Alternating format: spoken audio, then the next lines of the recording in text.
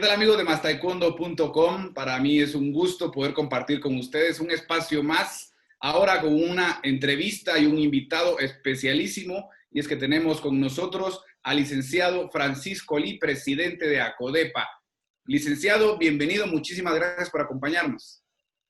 Muchísimas gracias, Alex, y a ustedes por darme la oportunidad de dirigirme a toda la comunidad deportiva a través del programa Más Taekwondo y especialmente a las personas que practican este importante deporte. Gracias, licenciado. Muchas gracias por su compañía. Bueno, quisiera para contextualizarnos e iniciar con esta entrevista, que pues son muchos temas que la gente está pendiente y qué mejor que con su persona. Arrancar por la larga trayectoria en la dirigencia deportiva que el licenciado Francisco Lee ha tenido, ¿cómo llega a ese 2019 a la elección de la presidencia de ACODEPA? Bueno, yo me inicio muy joven en la dirigencia deportiva por un aspecto meramente circunstancial. La verdad, yo en los años 80, principios de los años 80, terminaba mis estudios de nivel medio como maestro y trabajaba ya, empezaba a hacer mis primeros pininos, como se dice, como entrenador deportivo. Esa era mi función. A los 23 años empecé a trabajar con el Comité Olímpico Guatemalteco y estuve como entrenador nacional durante cerca de 4 años. Resulta que mi deporte, la lucha olímpica en Guatemala, se practicaba en aquel tiempo en un círculo muy estrecho, ¿verdad? No estaba muy popularizado porque, como ustedes saben, la lucha es un deporte muy conocido, pero poco practicado, porque todo el mundo hace juegos de lucha como una forma natural, ya que, pues, no es un secreto que la lucha fue el primer medio de defensa que tuvo el ser humano. Entonces, desde niños todos practicamos luchitas, jugamos a luchitas en el colegio con los amigos y en la casa. Lamentablemente, esto no se ha podido difundir más nuestro deporte, dado que requiere una instalación, pues es un deporte intramuros que no se puede practicar al aire libre y que requiere una colchoneta específica para entrenamiento. Lamentablemente, las limitaciones de infraestructura en nuestro país y sobre todo en los centros educativos, porque a esto hay que remarcar que lamentablemente en Guatemala la ley no se cumple y se han autorizado infinidad de instituciones educativas privadas que no tienen ni siquiera un pequeño campo de baloncesto. Ya no digamos un gimnasio como debería de ser para que los niños pudieran practicar la educación física y la parte extraescolar, los deportes. Digo esto pues que este fue mis inicios, pero a finales de los años 80 se dio un problema en la federación, esas crisis políticas normales que se dan en todas las instituciones donde hay seres humanos, siempre hay divergencias.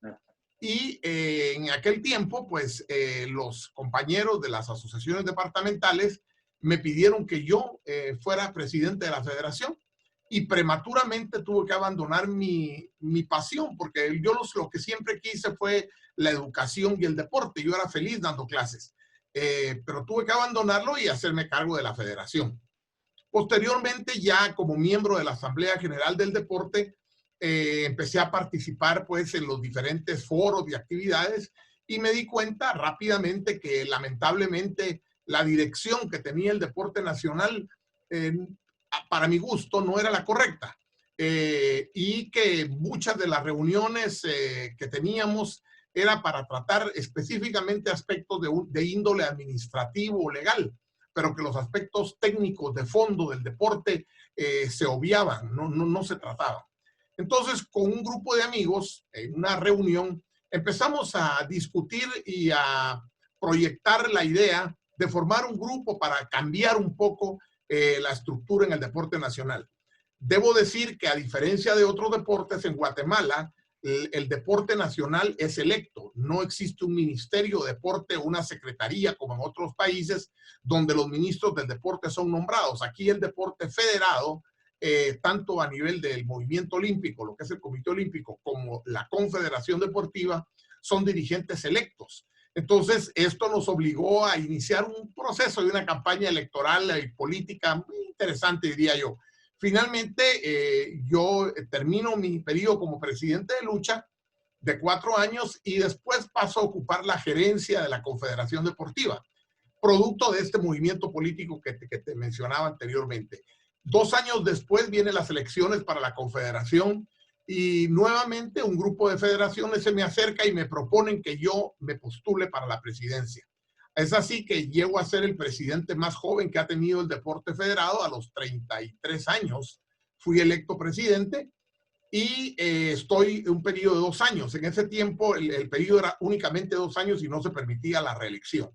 Así que después de eso yo termino prematuramente también, porque ya yo apenas tenía 35 años y pues yo quería buscar ya otros horizontes para mi vida.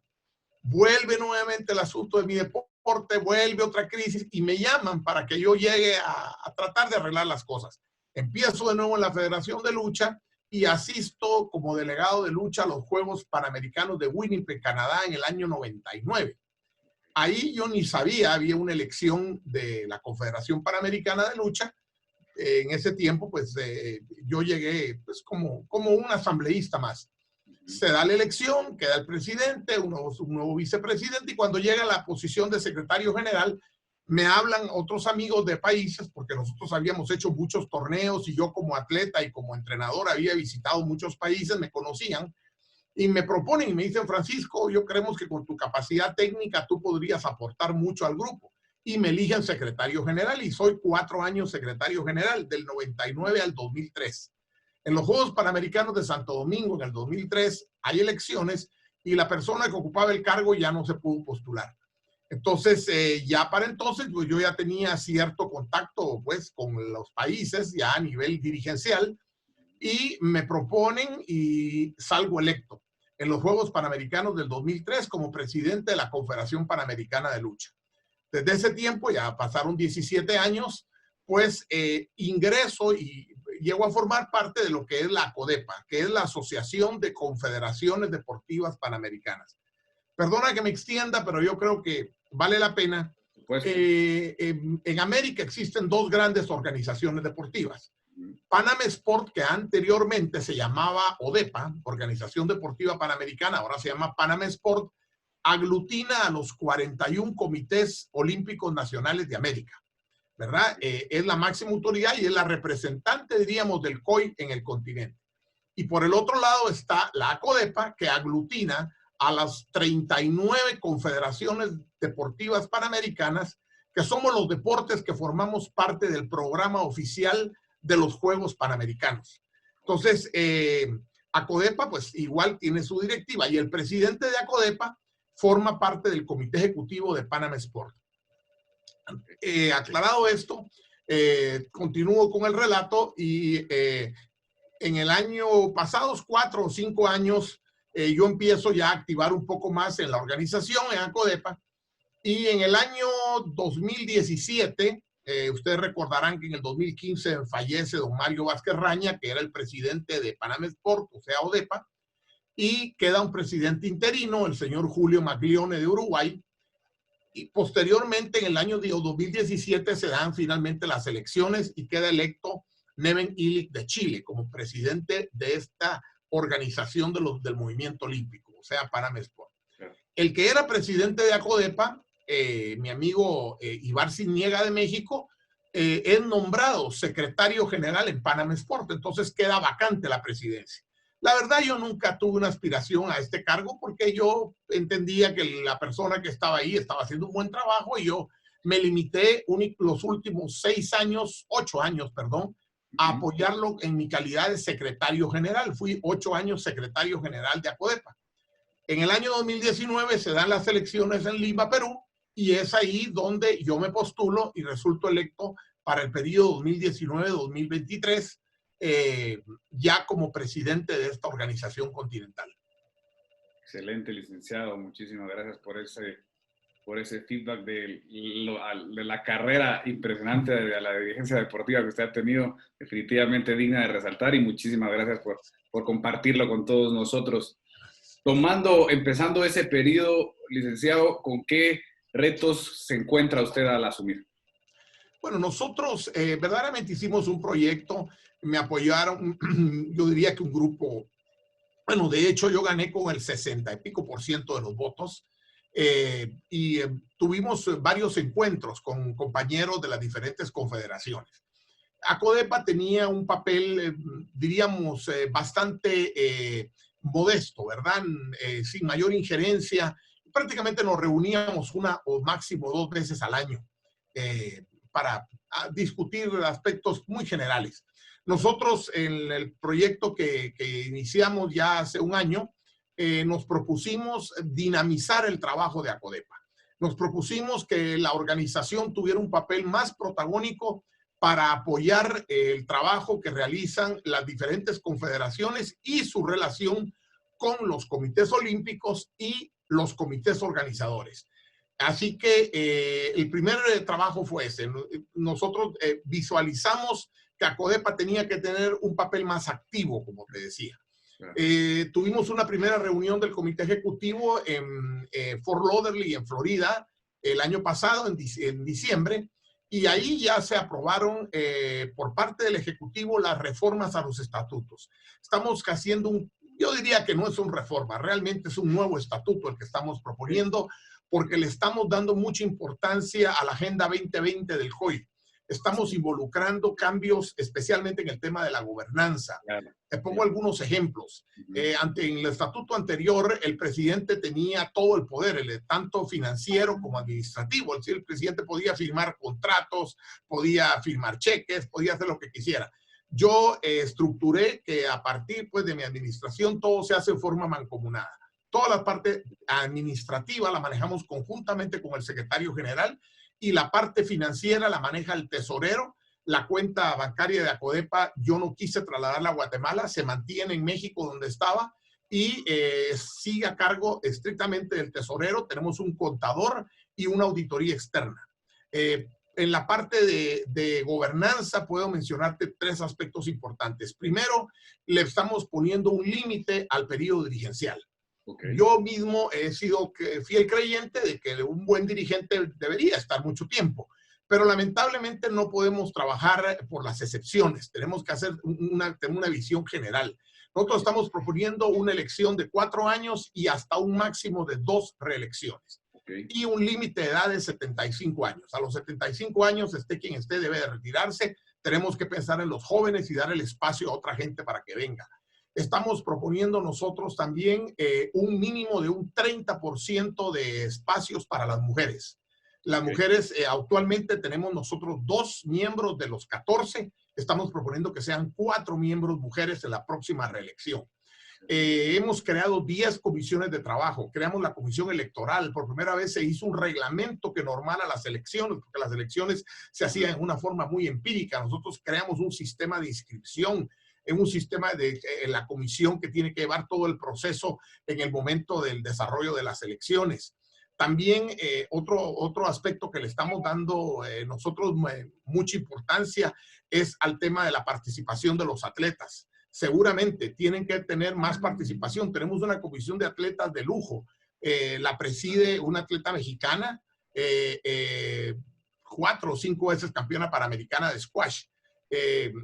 Así que tenemos una excelente comisión. Por otro lado, estamos también normando en todos los estatutos el tema de las relaciones que tienen que haber entre las confederaciones deportivas y los diferentes organismos. Así que hemos estado en ese tiempo lo más que hemos podido hacer. Lamentablemente, en el mes de marzo nos entró la pandemia y esto frenó lo que veníamos haciendo, más no lo detuvo. Simplemente hicimos un alto en el camino, pero hemos seguido trabajando arduamente. Quiero decirte que anteriormente no teníamos un staff, hoy tenemos un gerente técnico que es un compañero argentino que trabaja a tiempo completo para la organización y una secretaria administrativa. Habilitamos una oficina aquí en Guatemala gracias al apoyo de las autoridades deportivas de Guatemala, que no le cuesta un centavo a la Acodepa. Y que funciona ahí dentro de las instalaciones de la Ciudad de los Deportes. En fin, hemos logrado un mayor presupuesto Anteriormente Panam Sport daba un presupuesto mínimo, ahora nos están dando mayor apoyo. Y en fin, hicimos un cambio total. El logotipo que tú estás viendo, que es una A que representa a Codepa y América, que tiene pues la simbología del continente y tal. El logotipo anterior era un mapa con muchos colores y todo que no se podía identificar. Hicimos todo un cambio de la imagen visual. El tema de las redes sociales, hoy en día estamos en Twitter, en Facebook, en Instagram, tenemos la página. Bueno, te puedo contar. Excelente, fácil de ubicar. No, totalmente de acuerdo, licenciado, y acaba de mencionar un punto bastante importante por el que todos se tienen que adecuar de alguna manera, y a Codepa ya lo mencionó usted, que está haciéndolo así. Hablo del plan de gobernanza y la Agenda 2020 de la mano del COI y todas las instituciones deportivas internacionales. ¿Cómo ha visto usted este involucramiento por parte de las diferentes confederaciones de los diferentes deportes de América adecuándose a ese plan de gobernanza? Bueno, hay de todo. En principio tenemos que decir que tenemos todavía 3 o 4 deportes que no tienen una organización continental, sino que están divididos en regionales. Ejemplo, fútbol tiene CONCACAF y CONMEBOL. El handball, o sea, el balonmano, tiene la Confederación Norte y Centro, y Caribe y Sur. El tenis también está dividido, el rugby también. 4 o 5 deportes que todavía no hemos logrado que hagan una organización continental. En cuanto a tu pregunta, hay de todo, Alex, hay de todo. Tenemos confederaciones que tienen un trabajo muy bien organizado, que tienen una sede, que tienen un staff, tienen un personal técnico financiado pues por ellos, y que rápidamente tú lo ves en la forma que te contestan, responden la correspondencia, las cosas que se les solicitan, son muy activos. De ahí tenemos otro grupo que trabaja un poco más lento, no tiene un staff, no tiene mayor apoyo de su federación internacional, pero tienen un presidente que sí es activo, que sí es proactivo, que sí está tratando de cambiar. Y luego tenemos unas pocas donde todavía creemos que vamos a necesitar inyectarles un poco más de dinamismo para que entiendan que hoy por hoy, si no nos subimos al tren del cambio, vamos a perder. Nosotros necesitamos que se entienda que hoy en día el tema de la transparencia, por ejemplo, del uso de los recursos, el tema que te digo del límite a los periodos, las elecciones democráticas y que tengan que hacerse bajo un escrutinio también público. Nosotros nos hemos propuesto que nuestra próxima asamblea la vamos a transmitir en directo, en streamer, que también les vamos a proponer que así lo hagan. Esos concébulos secretos, esos arreglos, yo creo que eso ya es cosa del pasado. Hoy en día estamos pidiéndole a los atletas que tengan un cambio de actitud, que los dirigentes tenemos que dar el primer paso. Claro, excelente, excelente, licenciado. Me parece una propuesta bastante interesantes, aplicables en realidad a la actualidad, a lo que estamos atravesando durante estas épocas y que al final tenemos que ir modernizando de alguna manera. Así que completamente en esa misma tónica y cayendo a nuestro deporte específico, ¿cuál es la percepción desde ACODEPA con relación a los temas que hemos recién tratado, hablando de la Unión Continental de Taekwondo? Bueno, personalmente, voy a hablar primero en el plano personal, yo siempre he tenido una muy buena amistad con el maestro Hijo Choi, el expresidente.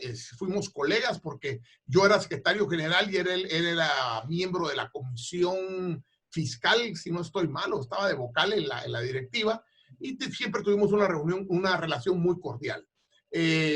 A mí personalmente, repito, me extrañó mucho conocer la renuncia de él.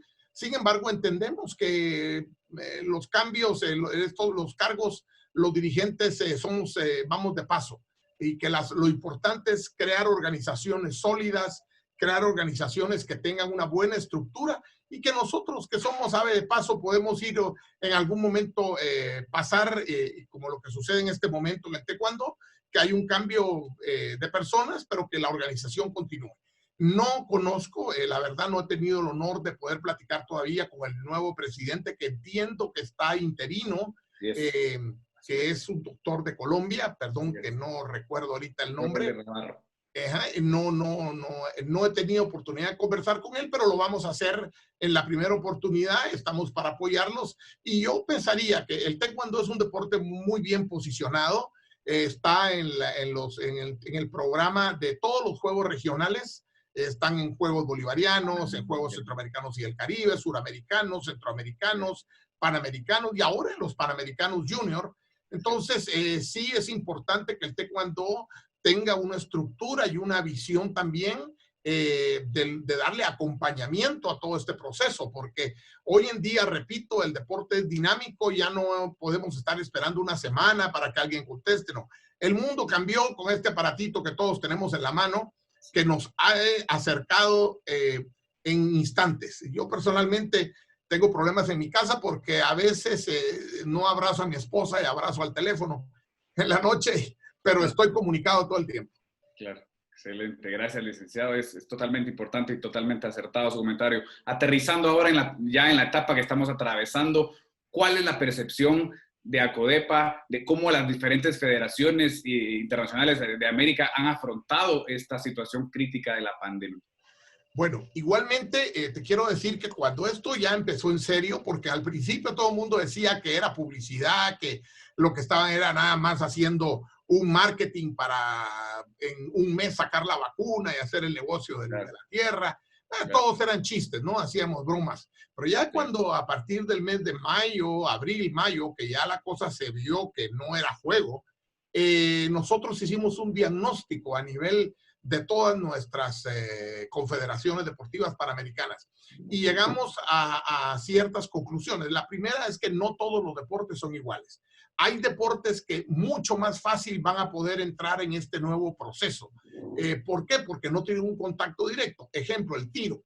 El tiro, eventualmente, pues tú puedes poner a los tiradores en un polígono a cierta distancia, no tienen problema. El ecuestres, pues los jinetes subir al caballo, hacer todas sus eventos, sus especialidades. Deportes como, por ejemplo, tenis de mesa, está a una distancia, tenis de campo, el ciclismo, el atletismo, lo que son las carreras, pero el mayor problema lo tenemos en los deportes de combate. Los deportes de combate sí, porque estamos en un contacto frente a frente, donde además es imposible pensar que no pueda haber lo que le llaman ahora de aerosol, ¿no? Que uno puede transmitir el microbio pues, al hablar o al hacer alguna gesticulación. Yo pensaría que nosotros somos los más afectados, los deportes de combate, y algunos, el caso del taekwondo o el karate, que tienen esta modalidad de katas o formas, que eso pues todavía lo pueden hacer, pero el combate propiamente es complicado. Yo pensaría que nosotros estamos confinados a hacer eventos ya oficiales prácticamente hasta que se tenga una vacuna. De otra manera, el riesgo siempre va a existir, porque recordemos que el tema es que se le puede hacer a alguien la famosa prueba del hisopado, pero puede ser asintomático, o hay personas que lo están incubando y que al momento que se lo hicieron no, pero a los 2 o 3 días resulta que sí son positivos. Claro. Entonces, es una prueba que no te garantiza mayor cosa. Sí, así es. Sí, totalmente de acuerdo, licenciado. Y siempre, cayendo de ese tema, es inevitable preguntarnos qué va a pasar con las preguntas del millón, ¿ya? Del próximo ciclo olímpico. ¿Arrancaremos Juegos Panamericanos el próximo año? ¿Cómo está desde la visión de ACODEPA?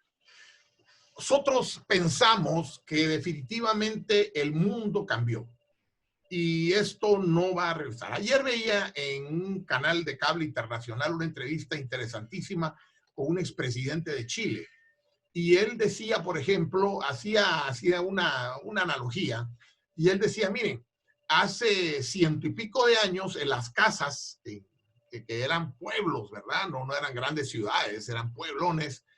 Algunas casas tenían el baño y la cocina fuera de la área de habitaciones, del área de habitaciones. La gente salía al patio a hacer sus necesidades y la cocina estaba afuera. Conforme fue avanzando la tecnología y toda la parte arquitectónica y las ciudades fueron creciendo, haciéndose los apartamentos y todo, pues dieron cuenta que sí podía estar la cocina, incluso a la par del baño en algunos casos. Y así hemos vivido ya y nos aprendimos a vivir. ¿Quién nos iba a decir, por ejemplo, que íbamos a poder estar haciendo este tipo de entrevistas que estamos haciendo hoy en día? Sin necesidad de movernos de nuestra casa y que podemos, a mí me han hecho entrevistas de muchos lugares de América e incluso de Europa y lo hemos hecho a través de este medio, es increíble. Yo pensaría que el mundo va a cambiar y que el deporte va a cambiar, que de alguna manera nos tendremos que adaptar, porque hay cosas que tenemos que verlas en visión de largo plazo. Posiblemente, yo soy de los optimistas, que espero que a fines de año ya esté la vacuna y que en 18 meses todos estemos vacunados y que ya podamos vivir a la normalidad, entre comillas. Pero eso no exime la posibilidad de que en 2, 3 años vuelve a salir otro virus, o este mismo virus va a mutar y va a crear otra serie de problemas. Claro. Entonces, los seres humanos tenemos que prepararnos para vivir en diferentes circunstancias. Yo pensaría, por ejemplo, que de ahora en adelante va a ser muy difícil que un solo país pueda montar eventos multideportivos. Me refiero con todas las medidas de bioseguridad, porque recuérdense que después de los atentados, bueno, de Múnich 72 y después de lo de las torres del 2011, el gran tema en los eventos masivos era la seguridad, ¿verdad? Nos ponían la credencial, nos hacían poner foto y miles de investigaciones y para entrar a un escenario, revisiones. Hoy en día eso quedó atrás. Y si se dan cuenta, en medio serio, medio en broma, decía un amigo que antes para entrar a un banco no te permitían entrar al banco ni siquiera con una gorra. Hoy en día no te permiten entrar si no llevas la cara tapada. Sí. Es ridículo. Sí. Y yo no sé si en un futuro el tema de la seguridad, eso ya va a pasar a la historia y la preocupación va a ser la parte física, ¿verdad? Sí. Así que yo pensaría que los dirigentes deportivos van a tener un reto muy interesante al mediano y al corto plazo. Claro. Incluso las instalaciones deportivas van a tenerse que construir con otro tipo de visión, mucho más ventiladas que antes, espacios más abiertos, mayores áreas de circulación, todos ese tipo de cosas. Los vestidores van a tener que hacerse de forma más diferenciada. Claro. Yo creo que todo viene un cambio muy grande para el deporte, Alex. Completamente de acuerdo, licenciado. Al final tenemos que adaptarnos a lo que tenemos. Como usted dice, es una constante mutación, así que no quedará de otra para todas las organizaciones, los comités organizadores de eventos de esta naturaleza. Licenciado, siempre en esa misma tónica, porque igualmente es indiscutible que no vamos a tener alguna respuesta específica, porque como sabemos, está cambiando cada día prácticamente, pero ante la incertidumbre igualmente, hablando de Juegos Panamericanos y el Caribe, que declina Panamá, ¿hay alguna, se comenta algo respecto a este tema? Bueno, yo pensaría que todavía estamos en el proceso de buscar la sede sustituta. Lo que es ODECABE, que ahora ya no se llama ODECABE, ahora se llama Caribe Sport, si no estoy mal, pues ellos ya lanzaron la convocatoria. Según me enteré, la fecha, el deadline que tienen, el límite está para el 20 de noviembre, no estoy mal. De los países que puedan postularse para tratar de organizar. En este momento yo tengo conocimiento que una ciudad de Colombia lo va a hacer, o ya lo hizo. Entiendo que también alguna ciudad de México tiene un poco de interés, así como tienen interés en hacer los primeros Juegos Panamericanos de la categoría cadetes, que es los que no se hicieron en Dakar. Se quieren hacer unos Juegos Panamericanos para ese grupo de 16, 17 años, y México y también Argentina, en Rosario, ya tienen interés en hacerlo. Guatemala, entiendo que también tiene interés en organizarlo, cosa que a mí en lo personal me agradaría mucho, porque claro, yo creo que nuestro país ya merece un evento de esa envergadura. De hecho, lo más complicado, que es la vía, no es problema, porque Panamá tampoco iba a construir vía, eran hoteles. Entonces, en el caso de Guatemala, yo pensaría que con unas 4 o 5 deportes serán los que requieran instalación nueva. Los demás podemos adaptarnos y podríamos sacar el evento de una forma modesta, pero digna, ¿verdad? Claro. También en Puerto Rico alguien me mencionó que también tenía interés. Así que va a estar interesante. Hay una comisión de evaluación que deberá dar el resultado y ojalá Guatemala pueda postularse y salir favorecida. Sí, es interesante carrera que ya se está, sí, veríamos el cierre pronto, esperemos, así que interesante, definitivamente, licenciado. Y hablando ahora del tema de los Juegos Panamericanos juveniles de Cali, ¿cuál es la situación? ¿Hay alguna planteamiento por el país sede en este momento? ¿Cómo no? Vea, Cali, o sea, Colombia como país ha hecho un tremendo esfuerzo, muy grande. Ustedes saben que Colombia, bueno, al igual que todos los países de América Latina, la pandemia golpeó no solamente el área de salud, ha golpeado el área económica. Y lo peor es que lo de la salud, pues ya podemos contar los muertos hasta hoy, pero lo económico todavía no se sabe el impacto que va a tener.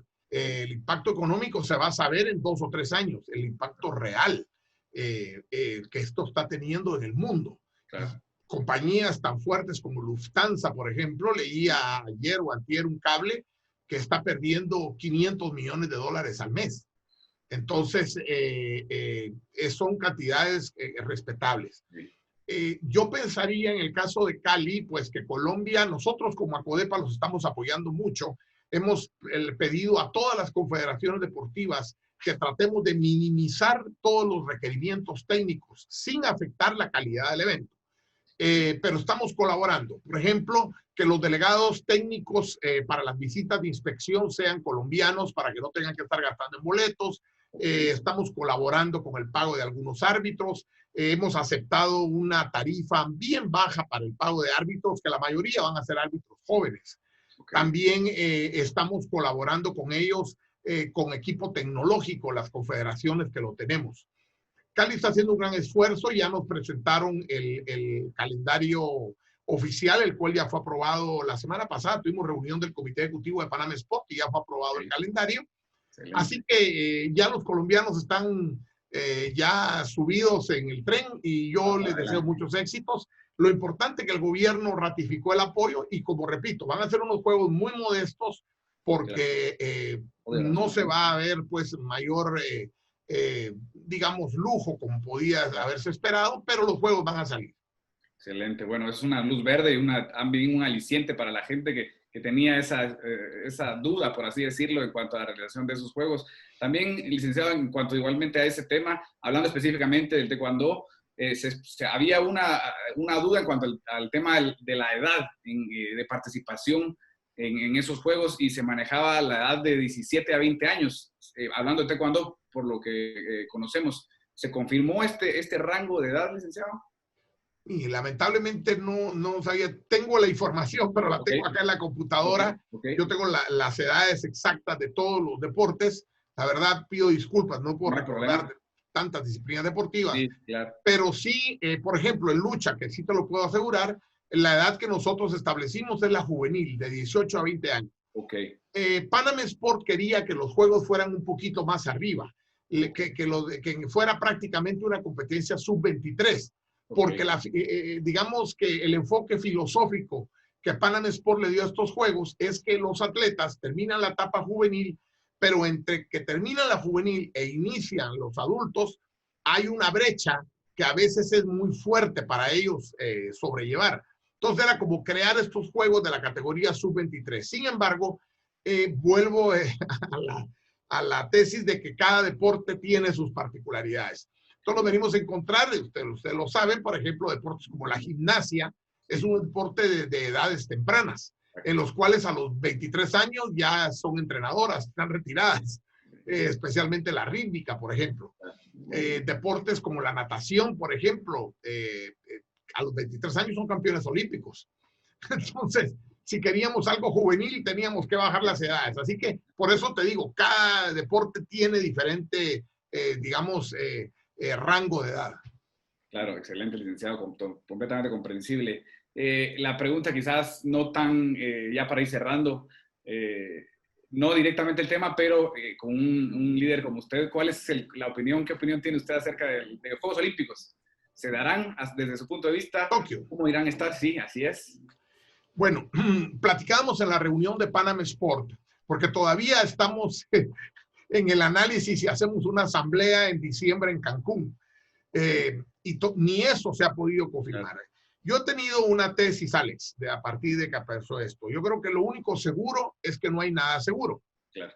Eso es lo único que podemos estar seguros. Que en este tema, cada minuto surge una cosa nueva. Podemos verle el tema de la vacuna de Oxford, iba caminando muy bien y de repente, ¡pum!, se para porque surgió un caso de análisis y esto pues vino a recortar.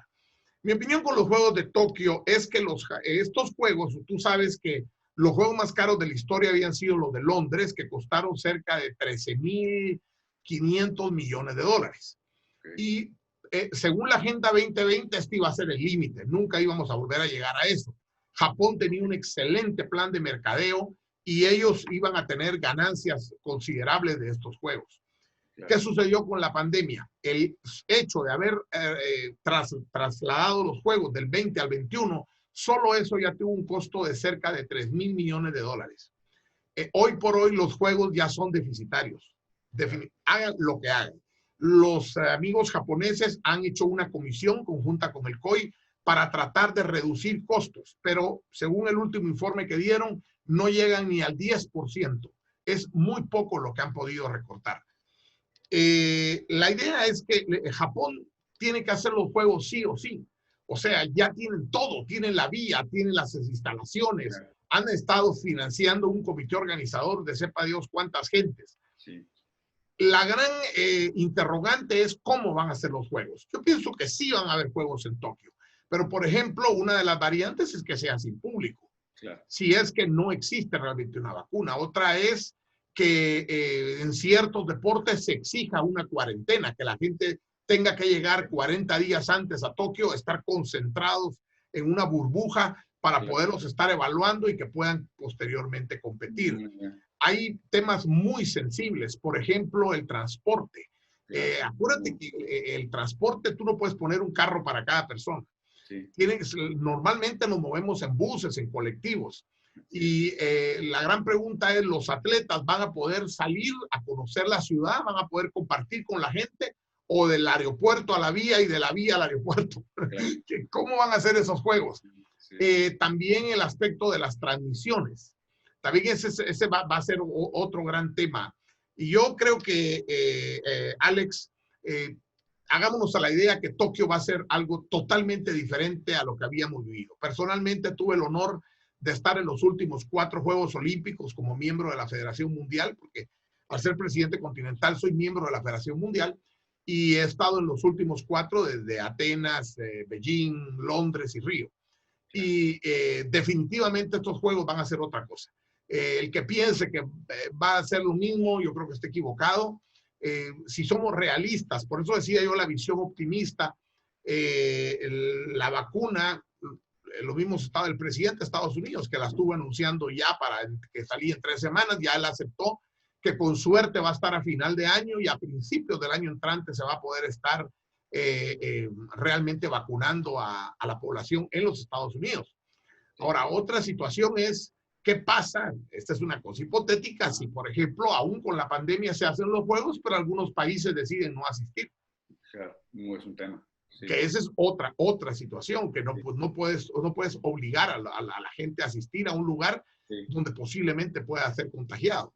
En el caso mío, por ejemplo, te digo, pues un viaje tan largo, tantas horas, llevar la mascarilla, la comida, los aviones, en fin, hay muchos riesgos para poderse uno contagiar en este momento.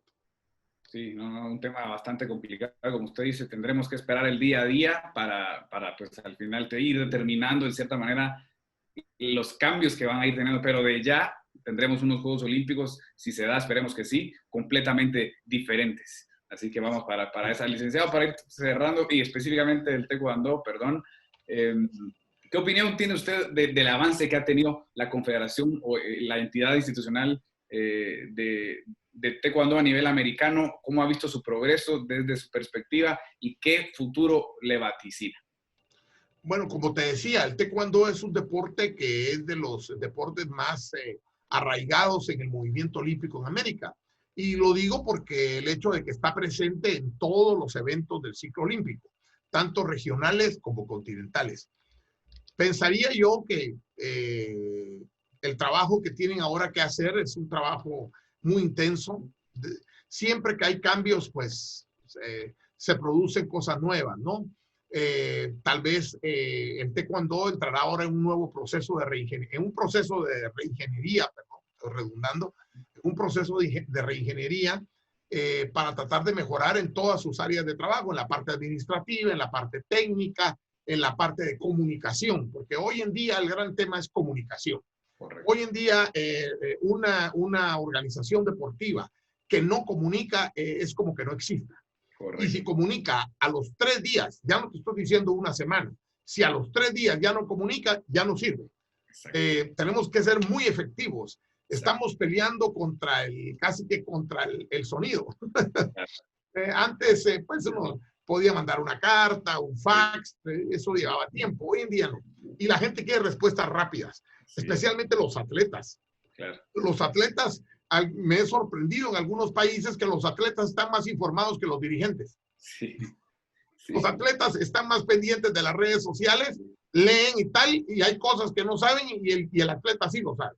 Me pasó un campeonato panamericano que hacía 6 meses había habido un cambio en el reglamento de competencia y el dirigente en el congresillo estaba protestando. Y entonces viene un atleta y le dice, no, profesor, eso es así, eso ya cambió. No sabía el presidente de la federación lo que estaba hablando.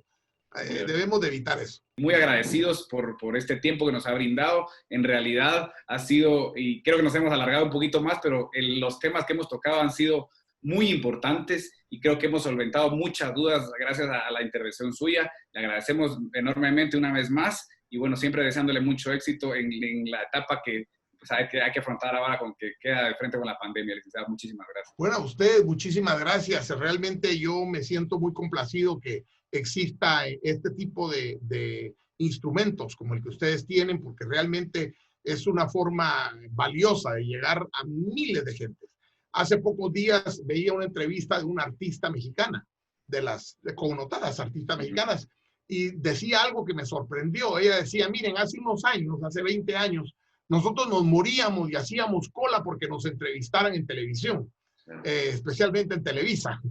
Y ahora dice, nos importa un comino, ahora hacemos una grabación en la casa, la subimos a las redes y en 1 hora la vieron 10 millones de personas. Así de sencillo. Y ya no necesitamos ni salir de la casa. Ese es el mundo que estamos viviendo. Los felicito por este canal que tienen. Yo realmente creo que deben de fortalecerlo. De mi parte, pues estamos para servirles. Y espero que la próxima entrevista la podamos hacer en vivo. Así que, pues en directo, quise decir en persona. Muchas gracias. Así que estamos a sus órdenes. Muchísimas gracias, que tenga usted un buen día, siempre a la orden a través de mastaekwondo.com. Gracias, licenciado.